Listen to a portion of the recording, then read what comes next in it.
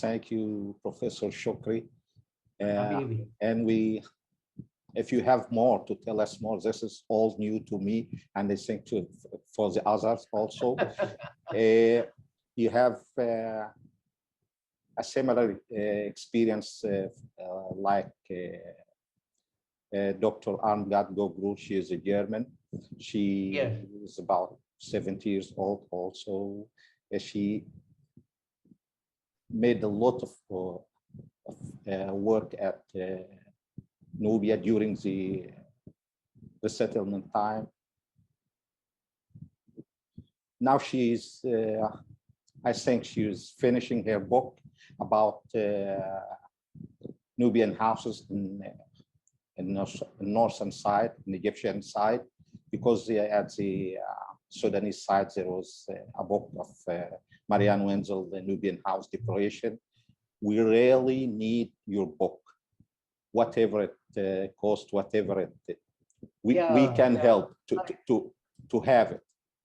I understand. Believe me, I understand. It irks me that, but all.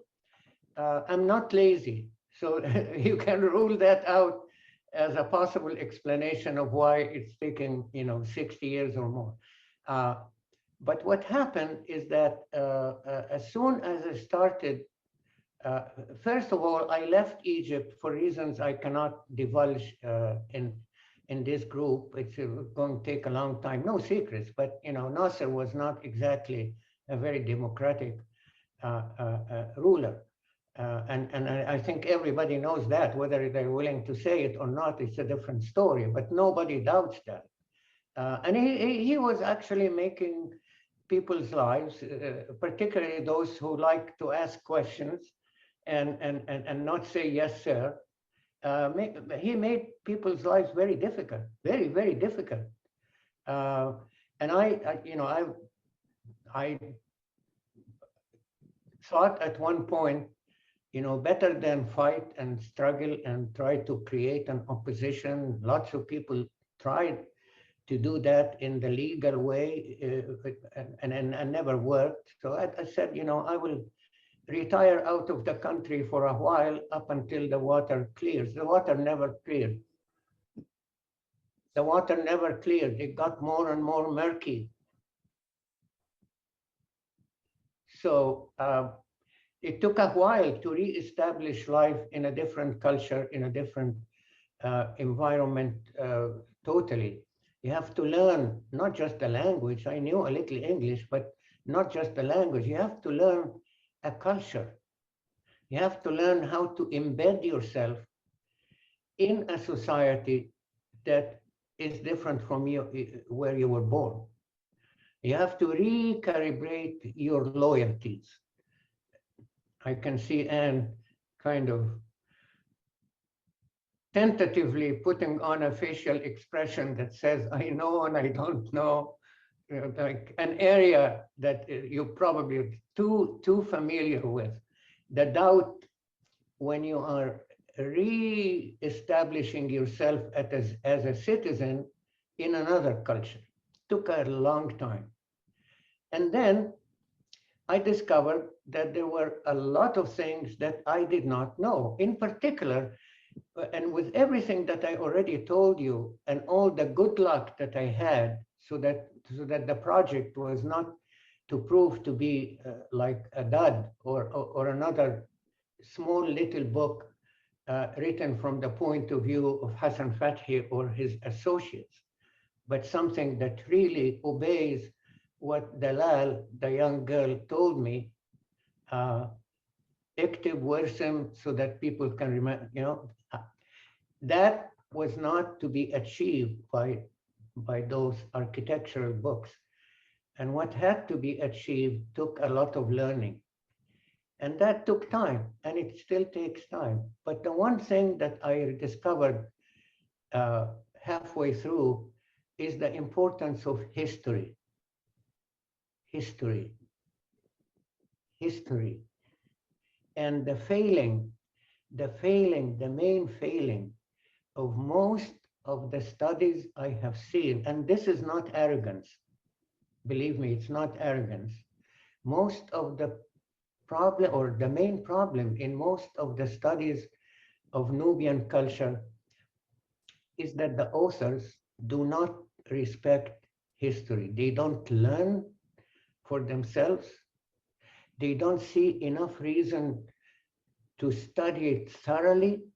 They don't really believe that now is a function of then, that where we are now could not have been this way had it not been for where we were 1,000 years ago, or 800 or 600 or 100 years ago. Now, anybody, definitely in this group, anybody would know how long it takes to familiarize yourself with even the outlines of Nubian history, or the parts of Nubian history that are relevant to this project. So that took a long time. And it showed to me exactly what happens when people don't respect and read and understand and have history being part of their inner self. Like, you don't negotiate it anymore. It runs into you because you know it inside out. So I give you one example that shows the extent to which ignoring history can lead people astray, and can lead not just any scholar, but the best scholars. And I will pick an example of somebody who unfortunately left us, William Adams, because I would have loved to say what I'm about to say in his face when he's alive. I never had that chance. Now I'm going to speak behind his back, and I feel bad about doing that, but I have to say, he writes that the Kunuzi architecture, particularly the Adobe vault, which Hassan Fathi glorified in everything he did. William Adams said that the Kunuzi Adobe vault is the thread of continuity from the long, long past of Nubian culture to the present. And therefore, he concluded that the Kunuzi architecture is the par excellence exemplary of Nubian architecture.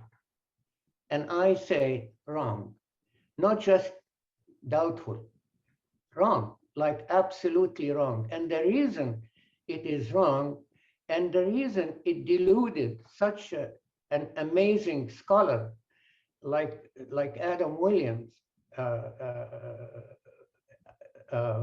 no, I'm sorry. William Adam. Yeah. It is because he did not, even though his book is chronologically written in a chapter after chapter that respect historicity, like time. And yet, when you read it again and again, you see all the weaknesses. And the reason for this is the desire to come up with the definitive statement very soon after you take your notes. So it was very important for him, and almost everybody in his generation, the Canadian Trigger, the Polish Torok, and all those giant personalities, they all lived in that period, but they paid different regards and respects to history. But you ignore history at your own peril, because my studies so far show that the authentic Nubian architecture, meaning in Lower Nubia, because I never studied Upper Nubia, the authentic architecture is not in the Kunuz, it's in the southern region, and Nubiyin. So we all know, of course, the Kunuz come in the north, and then the Al-Liqat, and then the Nubiyin. I don't like the word Al-Fadija, because it has a negative origin etymologically, so I never use it. It's a Nubian. And they are the ones that create the most amazingly modest architecture, which also link into a puzzle that becomes very important to me. So as we all know, the region close to Sudan is the most fertile region, basically because it didn't get affected by the Aswan low dam in the first round and after the first raising. The water never reached there. So there is a continuity of culture already. And then Muhammad Ali in the 19th century favored them because they are the ones who knew the ins and outs of the desert road from Nubia all the way to Abu Hamid. So he wanted their favor. He didn't want them to conspire against his administrators. So he gave them lots of privileges, which means lots of farmland. Now, here's the real puzzle. Lots of farmland, lots of wealth in comparative terms, comparative to the period and other people in the bigger area. And yet they build small, very modest, but highly organized and manicured houses. From outside, it looks like, when are they going to get the mason to finish this house? It looks like just a brick wall that needs something else, particularly if you judge it in relationship to al-fantaziyya in the kunuz. The decorations upon decorations upon decorations that remind one of the sugar pastries that people make in Egypt every year for the feast of the Prophet, right? فانتازية بالضبط. النوبيين يسموها فانتازية from the Latin origin fantasy. But in comparison, the houses I have seen, and by the way, I recorded accurately a total of 100 houses, not because I ever thought that any book can possibly accommodate even half of that, no, but because I was doubtful. I didn't know how to choose a sample. I didn't have, as I said, no education in the social sciences. So I was always anxious that after I go back to Egypt and start working on the data that I collected, that I would regret having not done that or not recorded this or that or the other. So I put it to myself that the objective is to totally record every detail about 100 houses. And I didn't leave Nubia before I accomplished that. And then other, one complete naga, complete.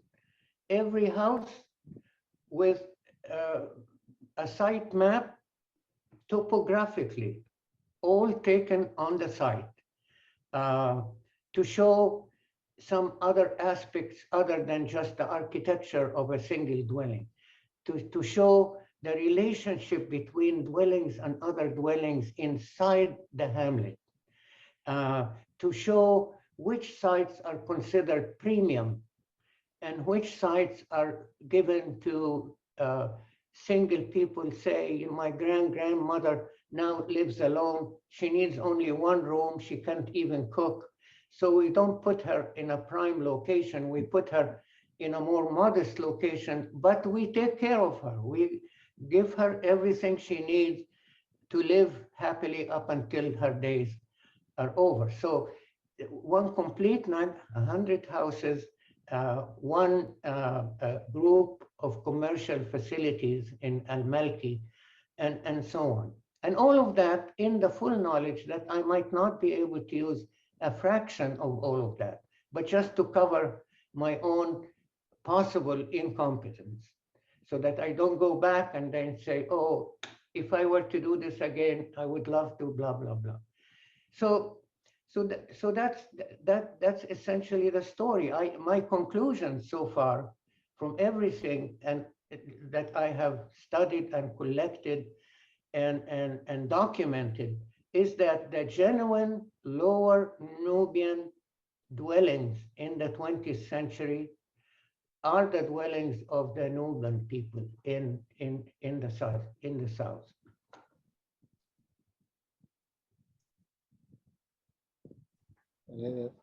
Thank you, Professor Shukri. Now we are open time for question. Would you please? Please.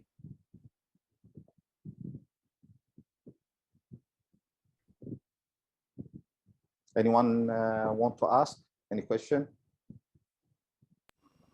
Yes, I would like to also thank Dr. Shukri for his information. Call me Shukri, please. Please, I don't like it. I did not invent the label, please. Okay. Yeah. Shukri. Well, I do. I don't call you Dr. Ann. Oh, okay. That's fine. Yeah. Well, I just wanted to thank you for the information that you gave us. I did, as you know, I lived in those houses, but I never really studied them as an architect. So the information that you gave us today is very important to me. I really appreciate it. And I urge you to get your book published. Thank you, Anne. Thank you. Listen, in my heart of hearts, there are 3-4 people who I would consider co-authors, even though their names will not appear, but co-authors. You're one of them. Oh, thank you. You're one of them. The importance, I mean, you see, you know that, and from your work, you write stuff, and once it's out there, it's up to other people to evaluate how important or unimportant from this point of view or that point of view, and so on. You contributed 2-3 things. The importance of milk, Mm-hmm. and the importance of water, and the importance of dates, balah. Yes. Now, put the 3 together, I would not have been able to assign full importance had I not had the pleasure of reading your work. Thank you. Yeah, Thank because you make it clear how the gods or the spirits, or like I was saying before, in practical terms, tradition dictates full respect of water, milk, and dates. If nothing else, those 3, basic. So this insight could not come from, just reading and reading and reading. I consider myself lucky for finding the gems like your work. Thank you.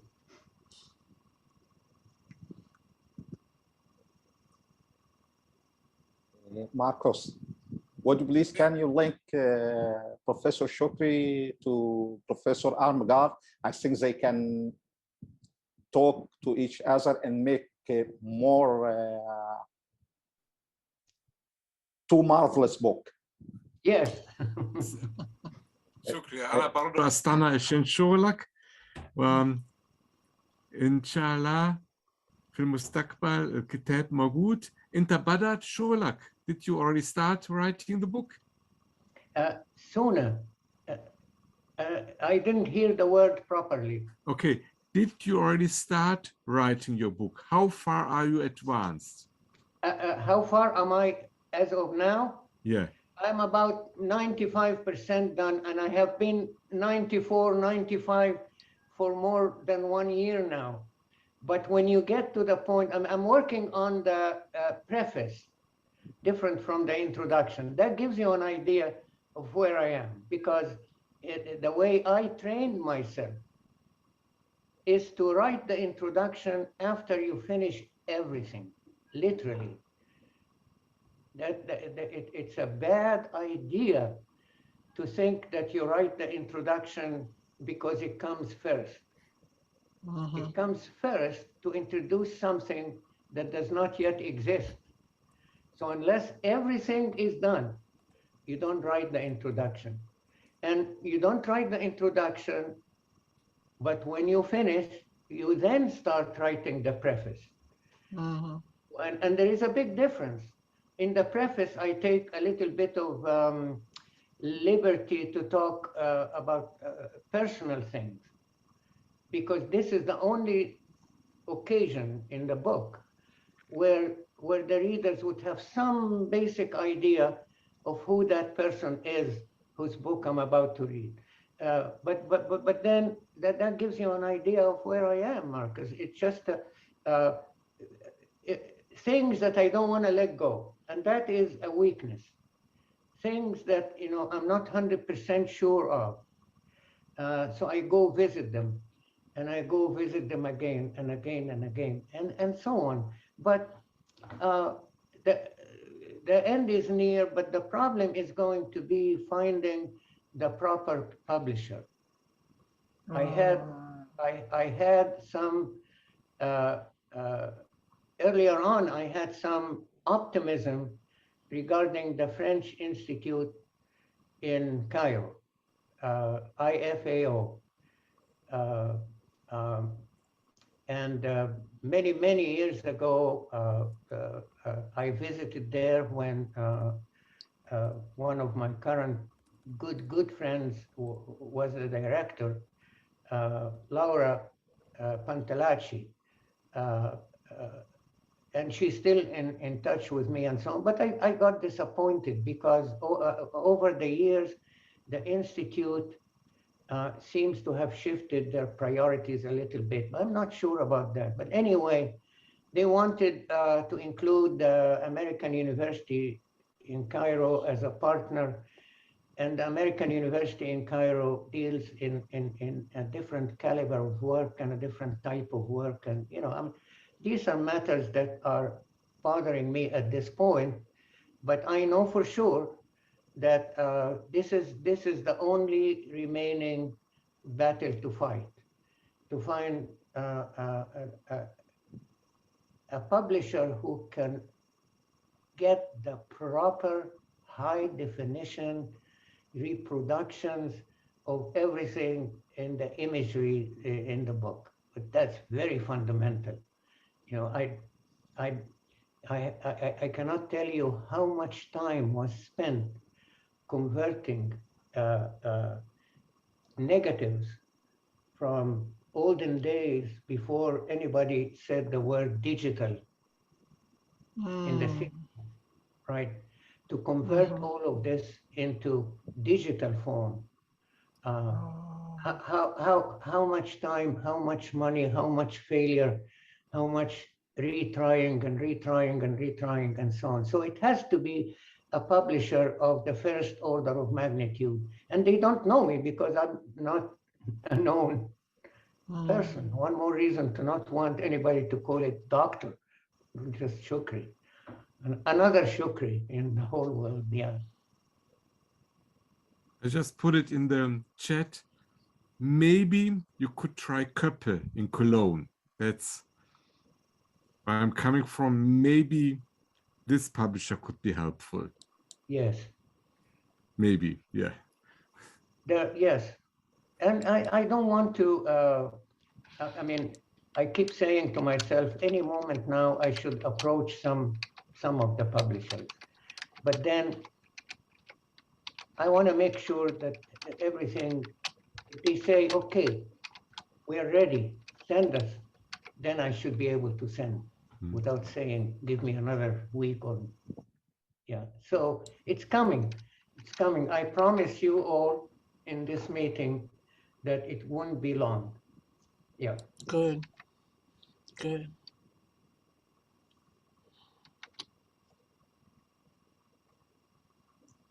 Any other question? تقريبا جهاد يا استاذ ماهر عندها سؤال. Yes. تفضلي. Hello, everyone. Thank you very much for the fruitful information. I have one question.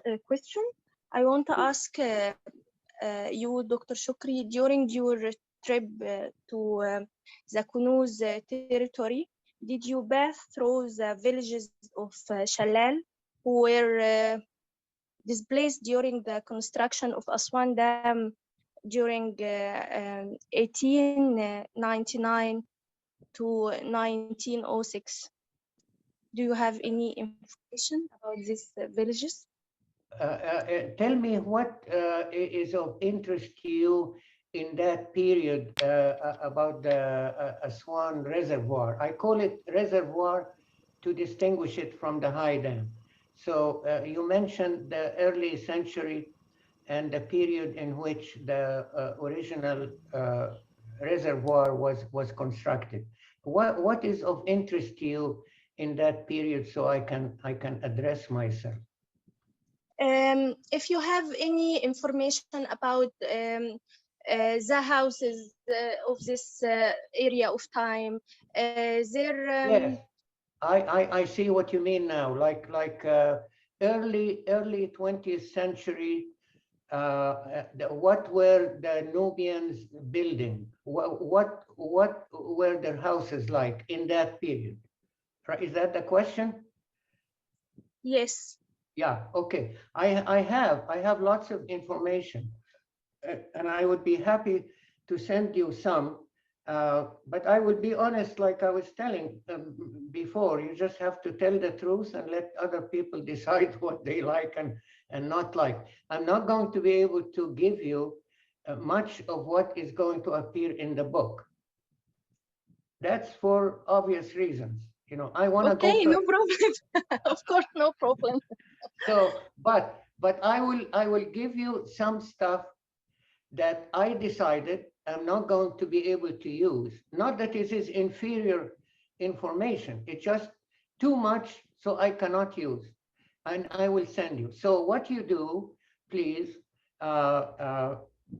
do you have my email address? I think you can write it here. Anyone from Yes. the attendants, he can Okay, communicate with you direct. لو سمحت حبيبي ماهر اتفضل. ادي جهاد الايميل بتاعي. تمام، حاضر.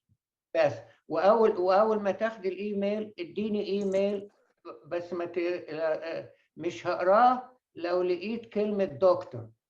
So you don't put doctor, I read it. You put doctor.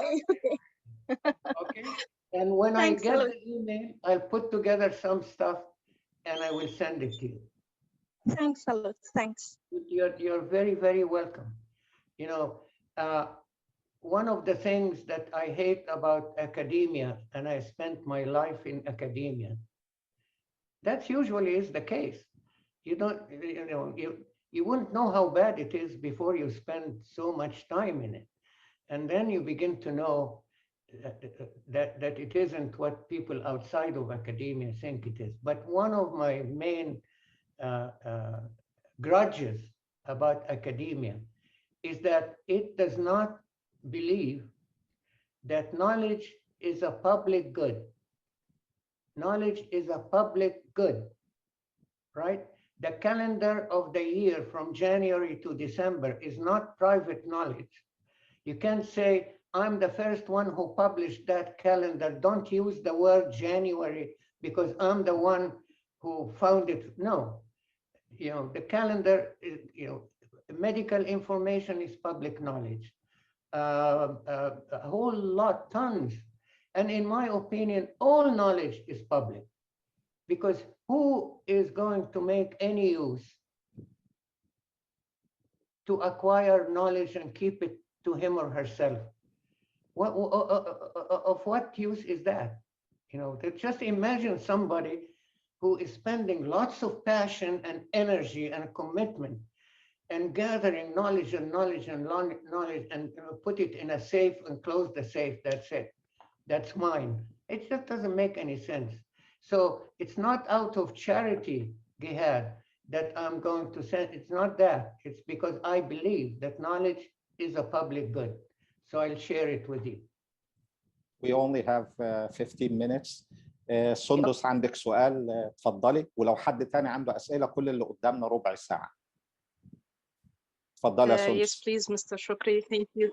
Mr. Shukri, thank you so much for this session, and I can't wait to read your book, inshallah. And as far as I understand, I think you said that you do not like to say Fadekka because it's have a negative side, and you would rather say Nubiyin instead of that. So could you please explain more why it have a negative sides? Because we grow up saying the Nubians are Fadekka and the Knuz.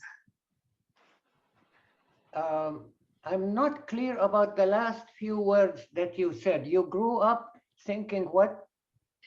We grow up saying that the Nubians are divided into Nubians, Fadekka and Knuz. And you said that the Knuz has a negative meaning. Yeah, but when you read a little bit about what the northern Sudanese scholars who are much better situated to deal with that history, you find out that the word Fadija means those who were about to be destroyed. الهالكين الهالكين دي معناها بالعربي. Okay. وانا في رأيي ان النوبيين عمرهم ما كانوا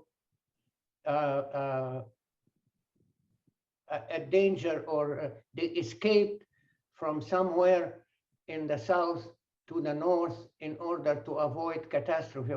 Nothing like that at no time that I know of. So to call him, al-halikin, it is not really. It's also irrelevant whether they were or were not going to be halikin. Is irrelevant. But at the end of the day, when you go to 19th century scholars that are a little bit more respectable, like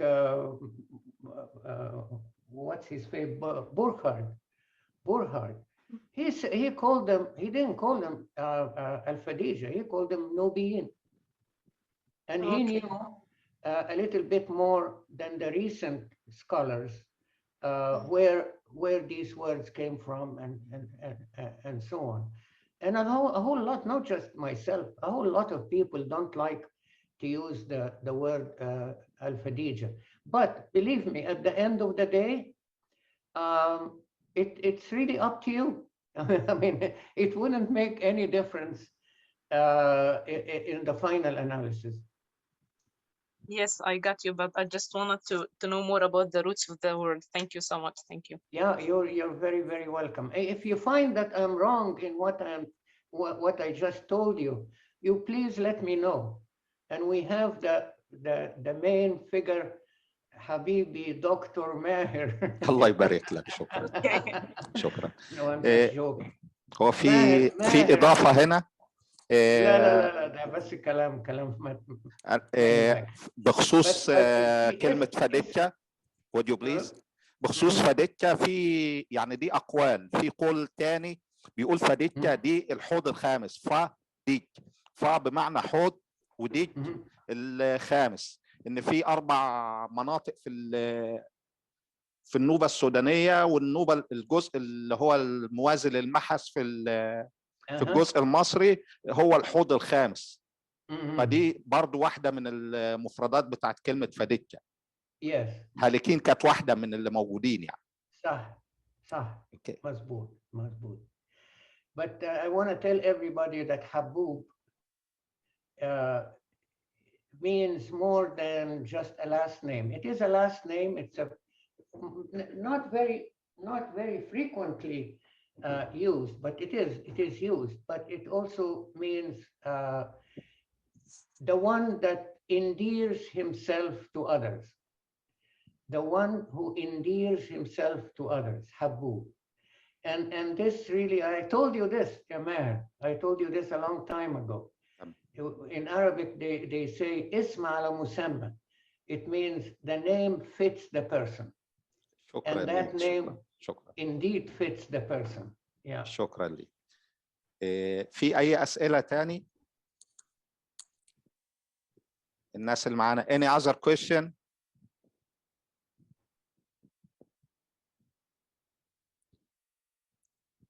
إذا ما فيش أسئلة تاني احنا ممكن نختم. في أي أسئلة؟ Any question? Let me just say, I am honored to be with you. And this is not just a manner of speech. I honor every moment of our meeting. I'm accessible to any one of you. I'll do everything I can to help. And I promise that that book is not going to be 60 more years in the making. الشكر ليك والشرف لينا دكتور يا شكري. يا شكري الشرف لينا، وإن شاء الله هيبقى في لقاءات تانية، لأن في حاجات تانية كتيرة محتاجين إن نسمعها منك. كان منهم الاقتراحين اللي بعتهم وهنتكلم فيهم وهنحدد لقاء تاني. We are going to set another meeting with Shukri in near future, I hope. We have a lot to talk about. And I would like to also make announcement. Next Friday, there is a meeting with, I will not say Dr. Ann Jennings, with Ann Jennings next Friday. No, I made doctor is a bad word, eh? It's just joking. It's just I know. إن شاء الله الجمعة الجاية الساعة 9 لقائنا مع آن جينينجز إن شاء الله. ولو في أي حاجات تانية هنخترقوا بيها بالمواعيد إن شاء الله. شكرا مرة تانية دكتور شكري. Thanks to everybody who was here this evening. Thank you, Dr. Shukri. And you, Shukri. Thank you. You are always welcome. ماركوس بليز اعمل لينك بين شكري وبين ارمجارد. الاثنين كانوا في نفس الوقت في النوبة. Both were in the same time at Nubia. I think if they can exchange point of views, it would be more accurate and more effective in their work, I think. Marcus can also help me do something I couldn't do so far. Armgard wrote a PhD in Germany. Yeah. And I can't get the PDF. There must be a PDF of her doctoral dissertation. So I just check. Look, he's looking. I have it somewhere here, yes. I told you there are more books behind you than. There is Armgard's book. There you go. I don't have the PDF file. I'll ask her. I don't know because it was still done by typewriter. Yes. Yes, but it has to be scanned. Yeah. That's a lot of work.